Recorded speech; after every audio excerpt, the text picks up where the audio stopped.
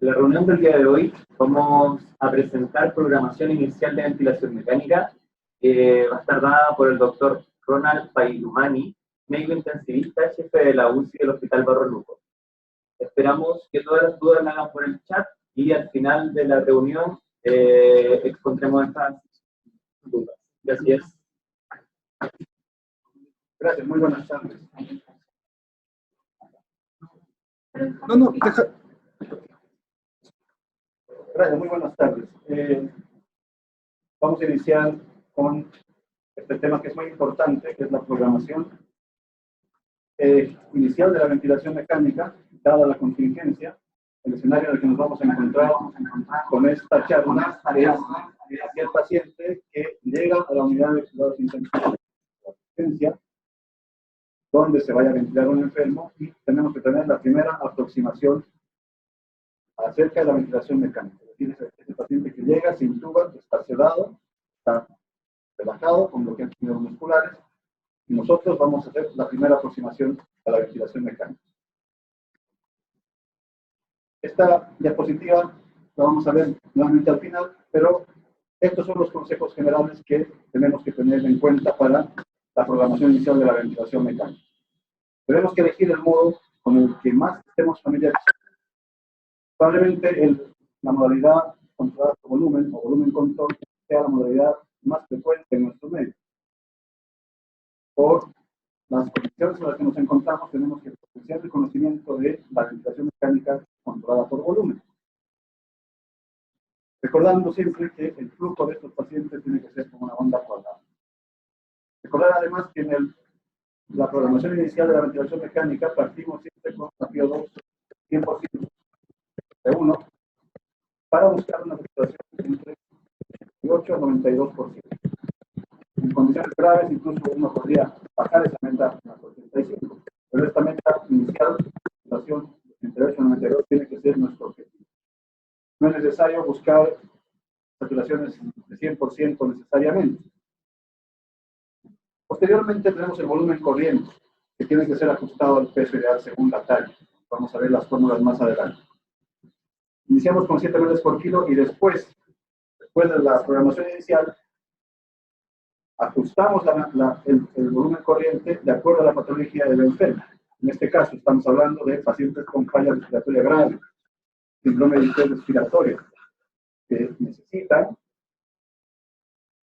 necesitan tener un volumen corriente bajo, que es la base de la ventilación mecánica de protección pulmonar en estos casos. Esto es muy importante que lo recordemos porque el volumen corriente que viene en los ventiladores una vez que uno los enciende con un volumen determinado. Tenemos nosotros que programar ese volumen corriente ajustado al peso ideal del paciente. Después, la frecuencia respiratoria tiene que ser apropiada al volumen minuto del paciente, según los requerimientos clínicos. Vamos a evaluar al enfermo, probablemente los enfermos estén con frecuencias respiratorias elevadas, con alta demanda ventilatoria, con uso de músculos accesorios, y probablemente la frecuencia respiratoria al inicio tenga que ser alta para poder satisfacer sus necesidades. Pero posteriormente vamos a ajustar la frecuencia respiratoria a unos niveles apropiados, siempre buscando como meta el pH, no el dióxido de carbono, no la presión de CO2, dado que pacientes con falla respiratoria grave, severa, van a desarrollar necesariamente hipercapnia.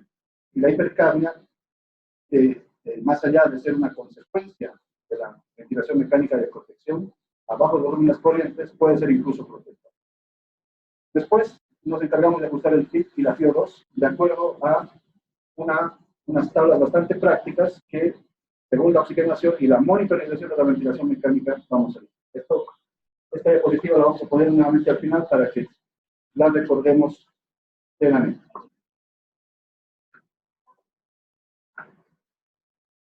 Entonces, ¿cuáles son los objetivos de la presentación? Primero vamos a hacer un breve recuerdo fisiológico de qué es la ventilación a presión positiva. Después vamos a conocer unos conceptos básicos de ventilación mecánica. Vamos a hacer un ejercicio de programación de los parámetros iniciales de la ventilación mecánica. Y fundamentalmente vamos a enfocarnos en el volumen control.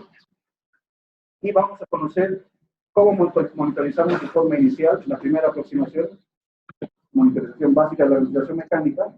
Y recordemos que esta es una aproximación práctica. Y por la contingencia que tenemos, la información que voy a entregar ahora es básicamente conceptos prácticos, que espero les sirvan cuando apruebe uno de estos pacientes para poder hacer un manejo estandarizado.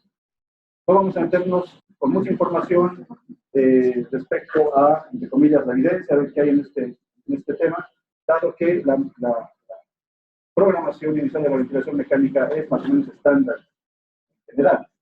Por lo tanto, la aproximación que vamos a hacer inicialmente es bastante práctica. Un consejo antes de pasar al tema: tenemos que conocer nuestros ventiladores. Los ventiladores que tenemos en nuestras unidades los tenemos que conocer, leer los manuales, saber con qué contamos, con qué armas vamos a contar para esta enfermedad. En el caso de nuestra unidad, la unidad de cuidados intensivos del Hospital Barros Luco, contamos con los también en 840 y los ventiladores AVEA. Son los dos que tenemos en este momento. Entonces, ¿cuál es la meta, viendo al recuerdo fisiológico del sistema respiratorio? Hay dos aspectos que son fundamentales, que nos van a ayudar a comprender la ventilación mecánica a presión positiva. ¿Para qué ventilamos a un enfermo? Para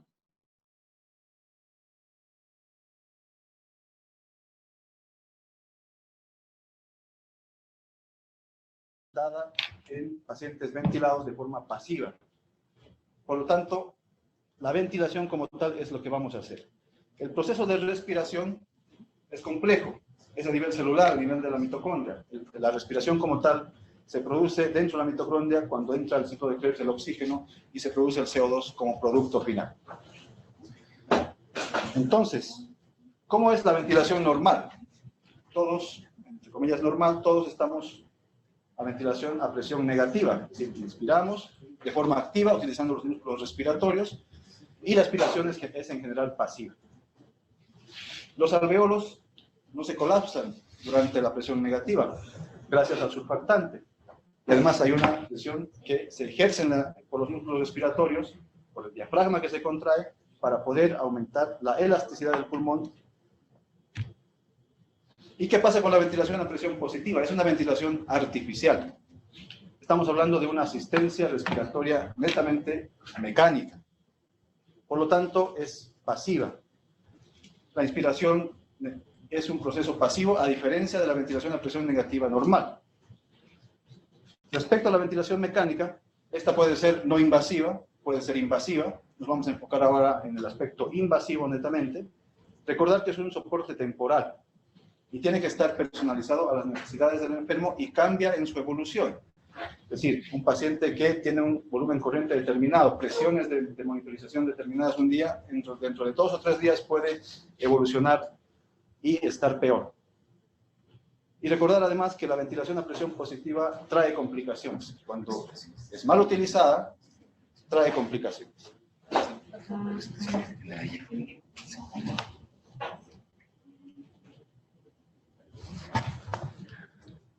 Entonces, habíamos dicho que la ventilación artificial trae complicaciones, es un soporte temporal, pero ¿cómo nos diferenciamos nosotros de la ventilación a presión positiva y a la presión negativa? La presión negativa se tiene que generar una presión intratorácica que venza la presión atmosférica, una presión subatmosférica. Por lo tanto, ahí juegan un rol importante los músculos respiratorios y el surfactante. Esto para poder promover un adecuado volumen corriente que ingrese a las vías respiratorias. En cambio, la presión positiva tiene un aumento de la presión generado por el ventilador mecánico, es un aumento pasivo. Y esto hace que las presiones dentro del sistema respiratorio aumenten necesariamente. Entonces, todo esto nos lleva a que la presión negativa y la presión positiva, dentro de un dato histórico, se diseñaron pulmones a presión negativa. El pulmón de acero que el siglo pasado se utilizaba para pacientes tenían este principio de utilizar la presión negativa para expandir los pulmones. Sin embargo, posteriormente, ya con el nacimiento de los cuidados intensivos, en una epidemia de polio en Europa, se vio que la presión positiva puede ser incluso más útil y más cómoda que la presión negativa, el famoso pulmón de acero. En aquella época los estudiantes de medicina tuvieron que ventilar a los enfermos en esta epidemia manualmente para poder sacar adelante a los enfermos. Todo esto nos lleva a que esta presión positiva o presión negativa, al generar un volumen corriente, tiene que vencer una presión y generar una presión. Esa presión se llama la presión transpulmonar. Esta presión se refiere a un gradiente entre la presión alveolar y la presión pleural. Es decir, es un delta de presión entre ambas presiones que generan un determinado volumen corriente. Mientras más alto sea más elevado sea esta presión transpulmonar, el sistema va a estar sometido a mayor estrés y por lo tanto la probabilidad de daño que pueda tener ese pulmón es muy alta. Mientras más baja la presión transpulmonar para generar un determinado volumen corriente, estamos protegiendo ese pulmón. La presión transpulmonar se produce tanto en presión positiva como en presión negativa. Lo que pasa es que en presión positiva los valores se hacen positivos. Entonces, en ambos casos existe un incremento de la presión transpulmonar y con eso generamos un determinado volumen corriente. Por lo tanto, la presión transpulmonar es la fuerza real de la distensión pulmonar. Por lo tanto, es el principal determinante del estiramiento o strain del parénquima pulmonar y puede ser catalogado mediante esa forma. Lamentablemente, para poder medir la presión transpulmonar necesitamos tener un acercamiento hacia la presión pleural, que solamente se hace en experimentación. En la parte clínica, vamos a ver dentro de la monitorización que la presión de distensión o driving pressure es un acercamiento bastante importante e ideal para el acercamiento a la presión transpulmonar. Por lo tanto, ¿qué efectos fisiológicos tiene la ventilación mecánica? La ventilación mecánica afecta a todos los sistemas en general, pero dentro de los más importantes tenemos que hablar de las presiones de la vía aérea. No olvidemos que la ventilación a presión positiva va a atravesar todas las vías respiratorias, va a llegar hasta el alveolo, por lo tanto va a aumentar las presiones y todo eso lo vamos a poder monitorizar. La presión, la presión media de la vía aérea es el principal determinante de las presiones de todo el sistema. Entonces, vemos que en diferentes lugares de las vías respiratorias y el parénquima pulmonar se generan diferentes presiones. Y la presión media de la vía aérea es un determinante importante durante el ciclo inspiratorio para poder abrir los alveolos, para poder mejorar la oxigenación. La oxigenación alveolar mejora a través de la ventilación a presión positiva. Es decir, favorece además el reclutamiento de los alveolos. Por lo tanto, la presión positiva como tal va a mejorar en los pacientes con falla respiratoria la oxigenación. Los efectos a nivel alveolo capilar tienen que ver fundamentalmente con la relación ventilación-perfusión. Es decir, cada unidad alveolar y capilar va a estar sometida a una determinada presión. Y esa presión tenemos que manejarla de forma adecuada. No olvidemos que existen las zonas de West. Las zonas de West están determinadas por la capacidad que tiene el parénquima pulmonar para poder hacer el intercambio gaseoso de acuerdo a las presiones que se genera en el lado arterial, venoso y en la presión alveolar. La zona 2 es la ideal, donde al medio tenemos la presión alveolar y a ambos lados las presiones tanto arterial como venosa. Pero, ¿qué es lo que sucede en el paciente crítico? Esto es lo que sucede en un paciente en cuidados intensivos. Las zonas de West se modifican por la gravedad, por lo tanto, la ventilación de presión positiva puede tener algunas complicaciones. ¿Qué alteraciones de la relación ventilación-perfusión vamos a encontrar? Fundamentalmente en el tema del COVID-19 que estamos conversando, es el aumento del shunt, es decir, el ocupamiento alveolar, el ocupamiento intersticial, van a provocar un aumento del cortocircuito pulmonar. Y el cortocircuito pulmonar, es la principal causa de hipoxemia en estos enfermos. Por lo tanto, la ventilación mecánica puede reducir el shunt por la misma presión positiva, reclutando alveolos, y gracias al PIP, que es la presión expiratoria al final de la expiración, el reclutamiento se mantiene. El PIP nos ayuda a mantener reclutados los alveolos. Por lo tanto, se incrementa la capacidad residual funcional y, en cierta medida, se mantiene un equilibrio entre la ventilación y perfusión. Sin embargo, podemos provocar nosotros con la ventilación mecánica aumento del espacio muerto. Y esto es lo que comúnmente llamamos en intensivo la sobredistensión. Cuando ejercemos altas presiones en el sistema respiratorio y la vía aérea, podemos generar sobredistensión. Es decir, si tenemos alto volumen corriente, alto PIB innecesario, podemos generar un volumen, un espacio muerto y ser también una causa de hipoxemia en los enfermos con distrés respiratorio. Dentro de los efectos cardiovasculares tenemos que recordar que lo que es bueno para el pulmón es bueno también para el corazón. Muchos de los casos de distrés respiratorio severo se complican con cor pulmonar agudo, es decir, afectación del ventrículo derecho y claudicación del mismo. Por lo tanto, la presión positiva que se vaya a ejercer al pulmón va a ejercer aumento de las presiones de la arteria pulmonar y esto va a sobrecargar al ventrículo derecho. Por lo tanto, no tenemos que olvidar nunca que el corazón también juega un rol importante en el ajuste de la ventilación mecánica, por lo menos inicial. Respecto a esto, ha nacido la interacción cardiopulmonar con este concepto, es decir, la compresión de los capilares aumenta las presiones, aumenta y dilata el ventrículo derecho, y esto puede llevar al shock, puede afectar al ventrículo izquierdo por desviación del tabique interventricular. Y este fenómeno se observa en el ciclo respiratorio. Esta es la base de los predictores dinámicos que utilizamos durante la reanimación.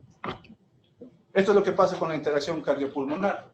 Normalmente, y esto lo ven los colegas anestesistas, por ejemplo, cuando intuban un paciente, en una primera instancia hay disminución del retorno venoso y baja la presión en un paciente con un pulmón normal. Pero posteriormente, por efectos autorregulatorios, la presión se normaliza y por efectos también farmacológicos, se le pasa un poco de volumen, se normaliza la presión. En un paciente con presión positiva, esta fisiología puede adaptarse, es decir, hay mecanismos compensadores que hacen que al aumentar las presiones del lado derecho, gracias a la presión positiva, el lado izquierdo puede adaptarse, gracias a la interacción cardiopulmonar. Ya pasando al tema, con este recuerdo fisiológico, nuevamente quiero recordar que la ventilación mecánica puede causar daño si es mal utilizada. Por lo tanto, la ventilación mecánica tiene que ser ajustada adecuadamente a cada paciente. ¿Cuáles son los modos ventilatorios? El modo ventilatorio a ventilación mecánica total, invasiva, los convencionales son estos.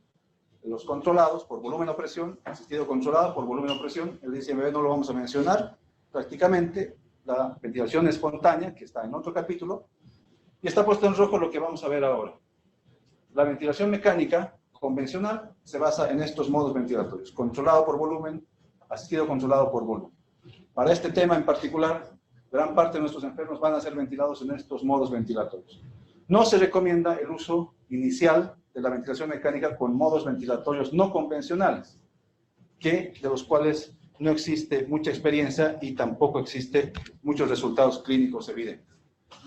Por lo tanto, el ciclo respiratorio consta de dos fases en la parte ya de la ventilación a presión positiva. La inspiración es el tiempo inspiratorio activo y uno puede poner una pausa inspiratoria que puede ayudar a incrementar el tiempo inspiratorio. Y la expiración es pasiva,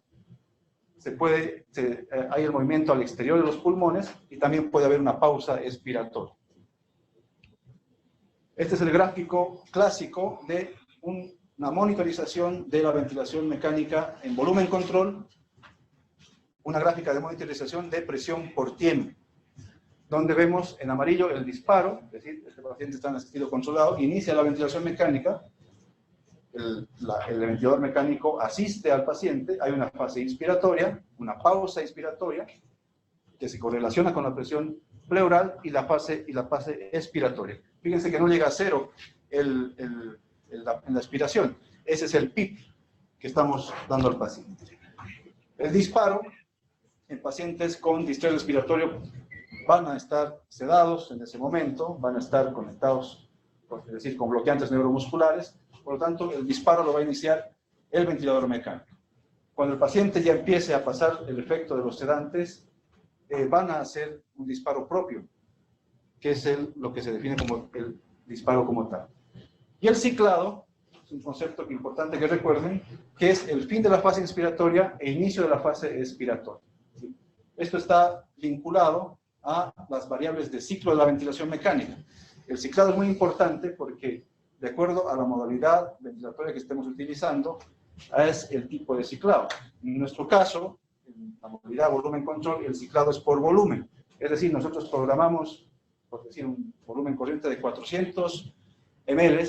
Cuando la máquina asista con 400 ml, ahí va a ciclar, se va a abrir la válvula expiratoria y se va a producir la expiración. Entonces, los tipos de ciclado en volumen control es por volumen. En presión control es por tiempo, uno programa el tiempo inspiratorio. Y en otros modos ventilatorios, como la presión de soporte, el tipo de ciclado es por flujo. Por lo tanto, la ventilación mecánica en volumen control es el más utilizado. 90% se utiliza la ventilación controlada por volumen en los pacientes con insuficiencia respiratoria grave. Se debe hacer, hay un volumen determinado de que da la máquina que nosotros lo programamos, tenemos que ver previamente, conectar el ventilador mecánico al paciente, qué volumen le vamos a dar. Por lo tanto, el aumento de las presiones de la vía aérea es proporcional al volumen, a la resistencia de la vía aérea y a la distensibilidad del pulmón que va a estar afectada. Por lo tanto, como nosotros estamos controlando el volumen, tenemos que monitorizar las presiones de la vía aérea. Ese es nuestro objetivo en la monitorización de la ventilación mecánica en volumen control. Vigilar la presión de la vía aérea, que no se dispare, que no se eleve la presión inspiratoria máxima, la presión peak, que no se eleve la presión meseta. Y tenemos que ajustar nuestras alarmas para darnos cuenta y estar atentos a esas elevadas presiones.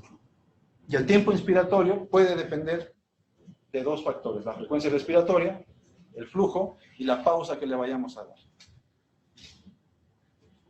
En presión control no es recomendable de inicio, porque lo que queremos es proteger al pulmón y mencionamos, y lo vamos a repetir siempre, que la base de la ventilación mecánica de protección es el bajo volumen corriente. Pero en presión control el ciclado se hace por otro mecanismo, se pone un tiempo, la onda de flujo siempre es desacelerada, ¿ya? Y a diferencia del volumen control, lo que se monitoriza en presión control tiene que ser el volumen. Por eso este modo ventilatorio es peligroso al inicio, porque cuando programamos la ventilación controlada por presión, probablemente las presiones no van a subir, porque van a estar controladas. Y podemos tener una falsa tranquilidad de que el paciente no está sufriendo daño. Pero lo que siempre va a cambiar con las variables del parénquima pulmonar, la vía respiratoria, es el volumen. Por lo tanto, un paciente que puede iniciar con una presión mandatoria de 20 centímetros de agua, con un volumen corriente de 400, en un momento determinado puede subir a un volumen de 600 y eso causar daño. Por eso es que este modo ventilatorio no está recomendado de forma inicial en los enfermos con distrés respiratorio. Respecto a la programación del volumen, se debe hacer por peso ideal. Esta es la fórmula para hombres y para mujeres, de acuerdo a la talla, la altura. ¿Sí? Hay incluso aplicaciones en los smartphones que pueden ayudarnos a calcular rápidamente el volumen corriente. Tiene que haber en las unidades una wincha. En las unidades de cuidado intensivo, en cada paciente debería existir siempre una wincha para poder tallar a los enfermos y así proteger a los enfermos desde el principio y el inicio de la ventilación mecánica. Dado que no se hace por el peso real, porque el pulmón no se correlaciona con el peso real. El tamaño del pulmón en pacientes obesos no necesariamente es más grande. Entonces, esta es la curva de monitorización de volumen por tiempo que vamos a ver en los ventiladores, la fase inspiratoria y la fase expiratoria. Y la monitorización, nuevamente la mencionamos, esta curva de presión por tiempo, tenemos que monitorizarla. ¿Sí? Aquí tenemos primero la fase inspiratoria, la pausa inspiratoria, la expiración, y la pausa inspiratoria la vamos a correlacionar con la presión meseta, que es muy importante, la presión plató. Entre la presión meseta y la presión máxima de la vía aérea, la presión peak se relaciona mucho con las resistencias. El aumento de las presiones máximas y el delta con el plató se relaciona mucho con el aumento de la resistencia. Y los pacientes con distrés respiratorio, lo que vamos a ver es un aumento de las presiones plató. un aumento de una disminución de la compliance pulmonar, que es lo que se correlaciona con esta curva. Entonces, en este ejemplo vemos en azul un paciente con una compliance adecuada. La presión meseta no ha cambiado. En rojo vemos un paciente que tiene elevadas las presiones de la vía aérea, ¿sí? Con una presión máxima elevada. Sin embargo, el plató se mantiene en un valor igual a la curva azul. Por lo tanto, podemos interpretar esta curva como que este paciente tiene algún problema de resistencias, de obstrucción de la vía aérea en algún tramo de las vías respiratorias. Por lo tanto, el aumento de las resistencias pueden provocar el aumento de las presiones de la vía aérea. Entonces, volvemos a repetir, en este modo ventilatorio debemos monitorizar las presiones, ¿sí? Con este modo ventilatorio, vamos a tener un acercamiento muy importante hacia la distensibilidad, hacia la compliance pulmonar, mediante el cálculo de la compliance, que es el volumen corriente sobre el driving pressure. Por lo tanto, nos va a permitir diagnosticar otras complicaciones, como cambios bruscos en la distensibilidad. La evolución de estos enfermos pueden disminuir mucho más su distensibilidad y requerir otras terapias, o la obstrucción de la vía aérea, o la generación de autopip. Esta es otra curva de monitorización de flujo, y para definir el flujo decimos que es la rapidez o la velocidad con la cual ingresa y egresa el gas hacia los pulmones. Por lo tanto, esto está muy relacionado con el volumen corriente. Por lo tanto, este tipo de onda es la que vamos a ver en nuestros ventiladores, una onda positiva y una onda negativa que corresponden a la onda de flujo. Hay varios tipos de ondas. Generalmente vamos a ver en nuestros ventiladores ondas cuadradas o constantes y ondas desaceleradas o decrecientes. Nosotros recomendamos que al inicio de la ventilación mecánica usemos una onda constante, una onda cuadrada, para poder homogeneizar completamente el gas dentro del parénquima pulmonar y hacer las mediciones de monitorización adecuadas. Por lo tanto, las curvas de flujo tienen dos partes, la parte inspiratoria que es positiva y la parte expiratoria que es negativa. Esta curva la vamos a ver constantemente. Fíjense ustedes en esta gráfica cómo cambia el tiempo inspiratorio con la modificación de la forma del flujo. En rojo vemos que tenemos un flujo decreciente, con lo cual el tiempo inspiratorio suele prolongarse.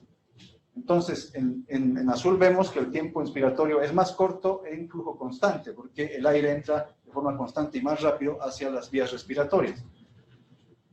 Por eso mismo, recomendamos que la aproximación inicial hacia el flujo tiene que ser cuadrada al inicio de la ventilación mecánica. Cuando monitoricemos a los pacientes con estas curvas y estas ondas de flujo, tenemos que ver que el flujo expiratorio llegue a cero. Inspiratorio y expiratorio. Cuando el flujo no llega a cero, probablemente estemos provocando atrapamiento aéreo y estemos sobredistendiendo a ese paciente. Y tenemos que estar atentos dentro de la monitorización a que eso no suceda, porque puede causar mayor daño. Tenemos ahora la pausa inspiratoria. Antes vamos a ver un video.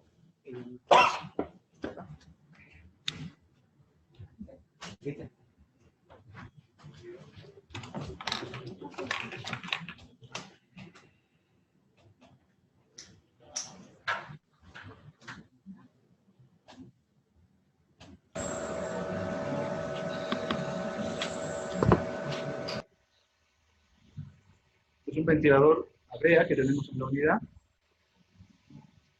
el cual, fíjense ustedes, la primera aproximación de los enfermos cuando iniciemos la ventilación mecánica va a ser subir al PO2, ajustar el volumen corriente, el PIB. Vamos a hablar un rato más del PIB. El ajuste de la ventilación del volumen corriente tiene que ser por la talla.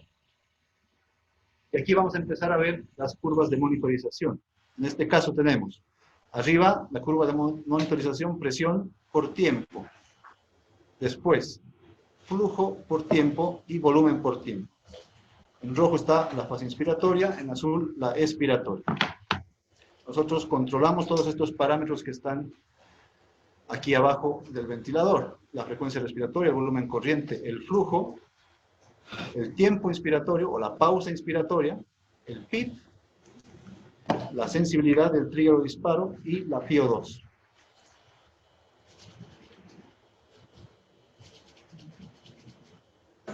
Entonces, cuando modificamos el flujo, se van a modificar las variables del ciclo inspiratorio, actualmente la inspiratoria. Ahí estamos viendo cómo se modifica a onda cuadrada dentro de los comandos del ventilador mecánico. Cada ventilador es distinto, pero tienen la forma de modificar la curva de flujo. Fíjense ustedes que si la curva cambia, se hace cuadrada, obviamente estaba desacelerada.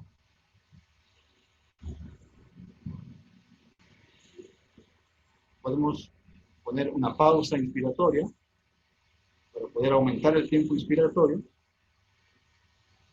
Fíjense ustedes que la curva de presión por tiempo se modifica, pequeña pausa, y lo mismo la curva de flujo. El flujo cero se mantiene con la pausa inspiratoria. Esto hace que se modifique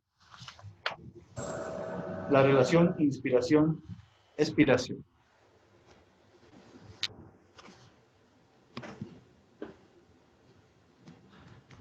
Entonces, respecto a la pausa inspiratoria, conversamos que es una maniobra importante para poder hacer la monitorización de la ventilación mecánica. Estos pacientes necesitan medirse la presión plató, la presión meseta. Por lo tanto, nosotros tenemos que hacer una pausa inspiratoria. Se correlaciona con la presión pleural, la presión de la vía aérea, la presión alveolar. Por lo tanto, la pausa inspiratoria es una maniobra que tenemos que hacer. Y vamos a verlo aquí en el video, en los ventiladores que tenemos. Ese es el botón de la pausa inspiratoria. Se hace una pausa durante 3, 4 segundos y después se congela la imagen y se mide la presión meseta, la presión plató. Se hace una correlación con el PIC para calcular el driving pressure.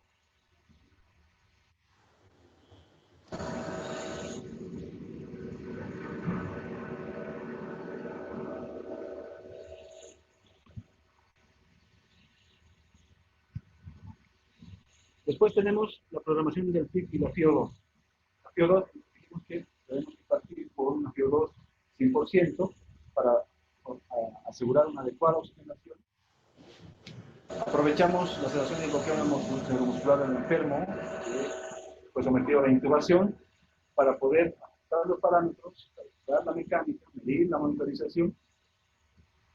Y tenemos que iniciar con un PIB, no hay mucho consenso, pero es entre 5 a 10 en pacientes con distrés respiratorio grave, que después se van a ir a ajustar. La forma de realizar el ajuste del PIB y la FIO2, hay distintas formas, pero la aproximación más práctica es con unas tablas, que las vamos a mostrar dentro de un momento. Tenemos que considerar en esta fase la realización de maniobras de reclutamiento. La maniobra de reclutamiento está destinada a revertir la hipoxemia del enfermo. En el caso de que la intubación y la conexión a la ventilación mecánica fueran insuficientes, se debe realizar una maniobra de reclutamiento alveolar. ¿Hasta cuándo vamos a disminuir la FIO2? Hasta rangos seguros. Se dice que menos del 60% ya es un rango seguro para evitar lesiones por oxidación. Entonces, vamos a ver las tablas de acuerdo al potencial de reclutamiento. Pacientes de esta patología COVID-19 nos reportan que son pacientes altamente reclutables. Es decir, los pacientes que tienen un distrés respiratorio agudo, que llega a la unidad de cuidado intensivo, tienen generalmente un alto potencial de reclutamiento. Entonces, ¿qué tipo de maniobras realizamos para la maniobra de reclutamiento? La más difundida y la que está recomendada y la que recomendamos es hacer la maniobra de 40 por 40. La 40 de presión de la vía aérea en CPAP por 40 segundos. Existen otras maniobras de reclutamiento, hay muchas descritas en la literatura, pero la aproximación inicial que estamos haciendo en la programación de la ventilación mecánica es realizar esta maniobra para poder revertir la hipoxemia. Posteriormente, en otras charlas, se va a hablar de cómo mejorar y optimizar otro tipo de maniobras. Les había hablado el tema de las tablas de la PIB y la FIO2. Es una aproximación muy práctica para poder ajustar la FIO2 y el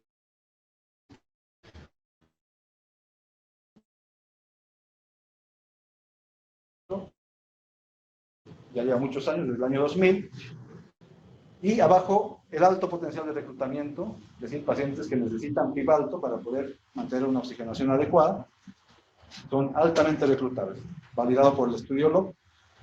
¿Cómo funciona esto?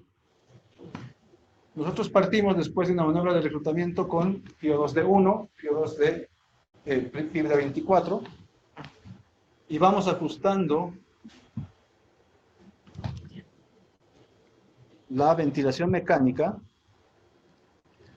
con esta tabla. Es decir, hacemos la maniobra de reclutamiento y partimos con FIO2 de 1, 100%, PIB de 24. Esperamos un lapso de 5 a 10 minutos para reducir la fracción inspirada de oxígeno. No es necesario tomar gases constantemente, y mucho más en esta contingencia, para poder ajustar la FIO2. Lo podemos hacer con el saturómetro, con el oxímetro de pulso, tranquilamente. Entonces, si la saturación cumple la meta que estamos buscando, vamos bajando. Mantenemos la FIO2 100% y después bajamos el PIB. Si mantenemos la FIO2 en rango de seguridad, es decir, la saturación de oxígeno con nuestra meta, después bajamos la FIO2 a 90%. ¿Sí? Después mantenemos el PIB en 22 y seguimos bajando la FIO2, si cumplimos nuestros objetivos de saturación. Cuando llegamos a un PIB de 22, mantenemos la FIO2 de 80 y bajamos el PIB a 20, siempre que estemos en nuestro rango de seguridad en la saturación de oxígeno. Y así, progresivamente vamos descendiendo la FIO2 y el PIB para ajustarlo a la saturación. Durante este proceso podemos hacer la medición de la presión plató y calcular el driving pressure, la diferencia entre la presión plató meseta y el PIB, y ajustar también la ventilación mecánica hacia esos parámetros. Si el paciente tiene bajo potencial de reclutamiento, es el mismo procedimiento y se va disminuyendo la PIB y la FIO2 progresivamente. Entonces, esto nos ayuda a diferenciar los pacientes de alto potencial, bajo potencial, y nos ayuda también a ver la evolución de los enfermos. Es decir, pacientes que van disminuyendo su PIB y su FIO2 probablemente estén con una condición en mejoría en el transcurso del tiempo. Así que esta aproximación para ajustar el PIB y la FIO2 creemos que es la más práctica. Existen otras aproximaciones que también se pueden realizar según la mecánica ventilatoria, y tenemos que tener en cuenta que al usar la maniobra de reclutamiento, usar la maniobra con la que mayor estemos familiarizados. Nosotros utilizamos en nuestra unidad la maniobra 40×40 y otras más, pero creemos que la más práctica es la de 40×40. Entonces, ¿cómo hacemos en el ventilador mecánico? Para el reclutamiento alveolar se pasa a la modalidad espontáneo, ¿sí? Y se sube la presión respiratoria, PIB a 40, ¿sí? Y después se cronometra el tiempo, porque recordemos que esta maniobra puede provocar deterioro hemodinámico. El paciente tiene que estar monitorizado, tiene que estar con drogas vasoactivas, porque esta maniobra podría provocar un deterioro hemodinámico. Entonces, hacemos esta programación e iniciamos el reclutamiento alveolar. Y posteriormente utilizamos las tablas de PIB y FIO2 y la monitorización de la ventilación mecánica para ajustar ambos parámetros. Lo dinámico de esta aproximación es la modificación de la FIO2 y el PIB, porque el volumen corriente lo hemos calculado ya y probablemente no se mueva en las primeras horas del distrés respiratorio. A medida que va pasando el tiempo, el volumen corriente puede ser disminuido mucho más para una ultraprotección pulmonar. E iniciamos la maniobra.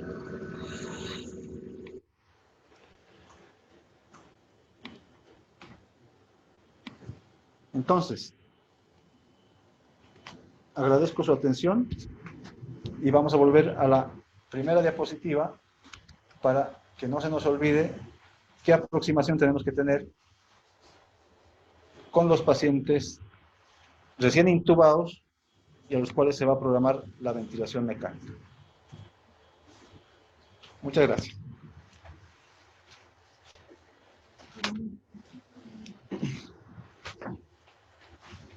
Bueno, le damos las gracias al doctor. Recopilamos algunas de las consultas que se realizaron durante la videoconferencia y vamos a utilizar su buena voluntad para que las responda. La primera pregunta es, ¿por qué sugiere iniciar con rampa cuadrática y no descendente para la monitorización mecánica? Luego sugiere cambiar forma o mantener. Y en pulmones altamente heterogéneos, recomienda prolongar tanto la pausa inspiratoria 3-4 segundos. Esa es la primera pregunta.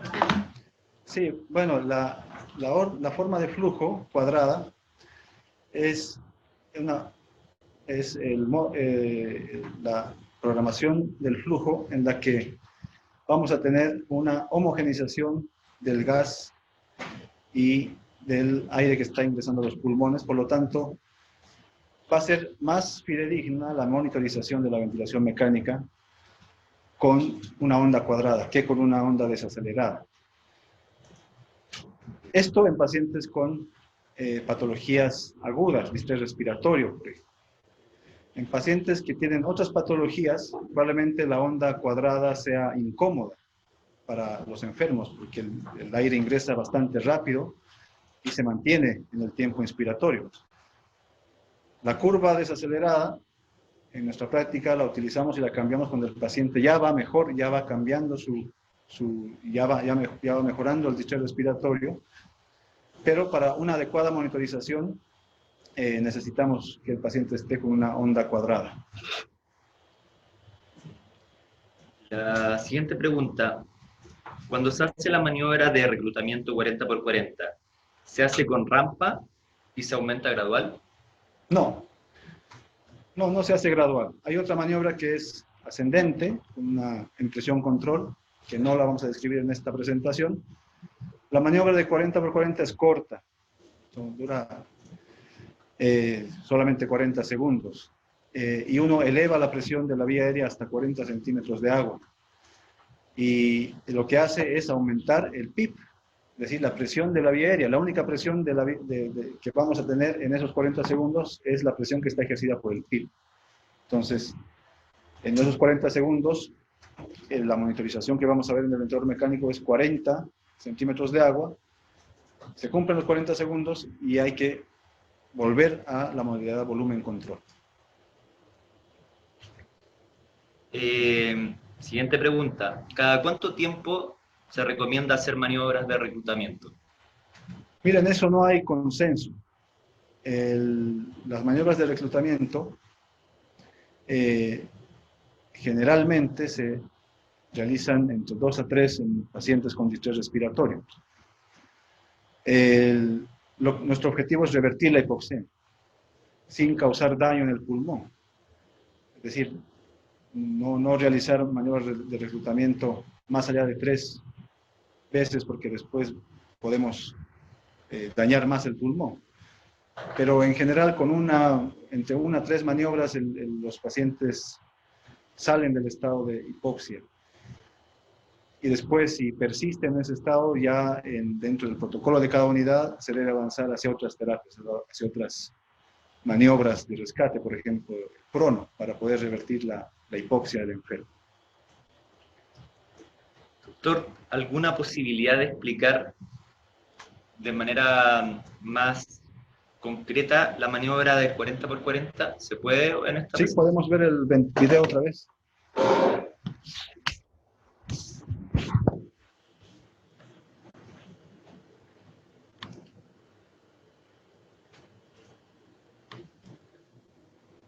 Entonces, en este ventilador, en la vea,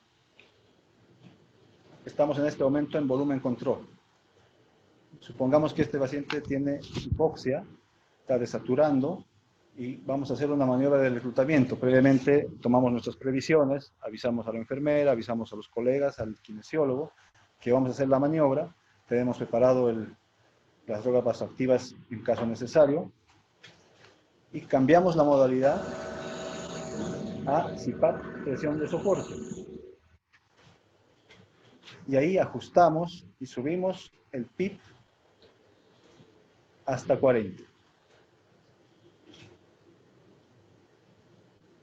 En los ventiladores que ustedes tengan, tienen que evaluar y ver esta programación. En algunos suele variar el inicio de la maniobra de reclutamiento. Por ejemplo, en los Puritan Bennett, uno tiene que hacer una maniobra de ventilación para poder dar inicio a la maniobra de reclutamiento. En este ventilador, en el AVEA, no es necesario. Entonces, subimos la presión a 40 centímetros de agua y iniciamos y cronometramos la maniobra de reclutamiento. Entonces vamos a dar inicio y la presión de la vía aérea, se ve acá, sube a 40. No olviden que la presión de soporte tiene que estar en 0, porque si existe algún gatillo, un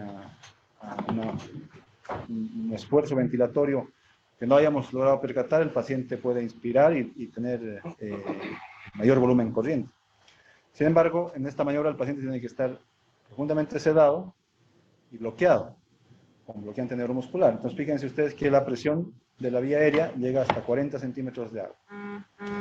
Hay que cronometrar bien el tiempo, porque para pasar nuevamente al modo volumen control, uno suele demorar entre 5 a 6 segundos en hacer el perilleo. Así que esta maniobra la tenemos que practicar en nuestros ventiladores y ver dónde están los comandos y poder realizar la maniobra como corresponde.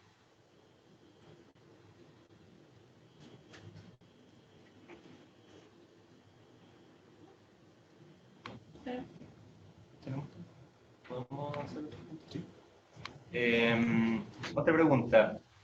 No queda claro cómo es el proceso de disminución de FiO2 y de PIB para pacientes con alto reclutamiento. ¿Cuál se hace primero y cuál se hace después? Ya, vamos a ver otra vez la tabla.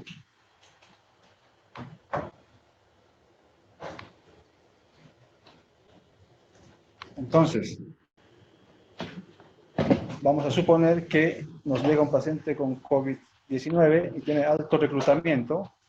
Hacemos la maniobra del reclutamiento y dejamos la FiO2 en 100%, PIB de 24, hacemos una medición de la mecánica ventilatoria y nuestra meta va a ser la oxigenación, es decir, la saturación periférica de oxígeno, la pulsioximetría. Si cumplimos la meta de saturación, es decir, entre 88 a 92%, vamos disminuyendo según la tabla. Mantenemos FiO2 100% y bajamos el PIB a 22. Si después de 5 a 10 minutos mantiene la saturación objetivo, mantenemos el PIB y después bajamos la FiO2. Para el siguiente paso, lo que hacemos es mantener el PIB, pero seguimos bajando la FiO2. Cuando llegamos a FiO2 de 80% y el paciente se satura 95%, por ejemplo, mantenemos la FiO2, pero ahora bajamos el PIB. Y así progresivamente. Si mantenemos la saturación, vamos bajando después, el siguiente paso es bajar la FiO2 a 70%, y el PIB en esta tabla se mantiene en 20 hasta que lleguemos a una FiO2 de 50%. Cuando llegamos a 50%, bajamos la FiO2 el PIB a 18, manteniendo la FiO2 de 50%. Si seguimos manteniendo nuestro objetivo de saturación, después bajamos la FiO2 a 40% y mantenemos el PIB en 18. ¿Sí? No sé si se quedó claro. Perfecto. Como para preguntar dentro de lo mismo, una vez finalizada la maniobra, ¿a qué PIB se debe llevar? Sí, Idealmente. miren, las maniobras de reclutamiento y la ventilación mecánica con alto PIB el objetivo tiene que ser la oxigenación, como un objetivo macro. El CO2 lo monitorizaremos después con los gases arteriales. Habíamos dicho al principio de la presentación que el objetivo no es normalizar el CO2, sino que el pH esté dentro de un rango adecuado. Y ese rango adecuado es que esté mayor a 7.25. Entonces, cuando realizamos la maniobra de reclutamiento, a su vez tenemos que hacer la medición de la presión plató y calcular el driving pressure. ¿Sí? Si nosotros aseguramos una adecuada oxigenación, tenemos que ir de la mano de la monitorización de la ventilación mecánica.